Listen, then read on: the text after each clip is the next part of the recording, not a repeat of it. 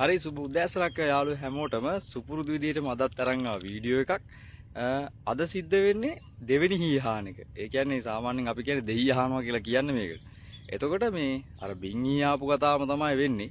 එතකොට චූට්ටක් වෙනස් වෙලා තියෙනවා ටැට්ටේ අරතකේ දාලා තිබ්බේ ගොඩවීල් කියලා. දැන් මේකට දාලා තියෙන්නේ මඩවීල් කියලා. ඒ කියන්නේ පළවෙනි පාර හැවට පස්සේ දැන් දෙවෙනි හීහාන්න යන්නේ. එතකොට මේ සුපුරුදු විදිහටම රොටරියේ තියෙන්නේ.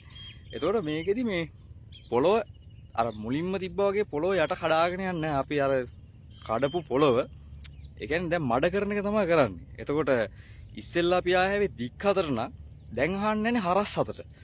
ඒ කියන්නේ මේකෙදි කරන්නේ අලුතෙන් පොළොව කඩන එකක් සිද්ධ කරන්නේ මේකෙදි කරන්නේ අර අපි කලින් මේවා කරපු පොළොව කඩාගත්ත පොළොව තව දුරටත් මඩ කරගන්න එක කරගන්න. එතකොට අපි බින්හී ආලා දවස් මම දැන් සතියකට විතර පස්ස තමයි දෙවෙනි හීහාන්නේ. මොකද හේතුව මේ අර පොළවේ තියෙන මඩ මේ ටිකක් නරක් වෙන්න ඕනේ කියන මඩ කුණු වෙන්න තියෙනවා කියලා තමයි කියන්නේ. ඒතකොට දැන් ඔයාලට පේනවා ඉතින් අපි බින්හී ආපු එකේ නැවතම අපි කැපිලා අයින් වෙච්ච විසික් වෙච්ච මේ පැල නැවත නැගිටලා තියෙනවා. මේකෙදි මේවා ඔක්කොම කුඩු වෙලා විනාශ වෙලා යනවා. ඒ වගේ මඩත් හොඳටම කැලෑත් තියලා හොඳ මඩක් බවට පත් වෙනවා.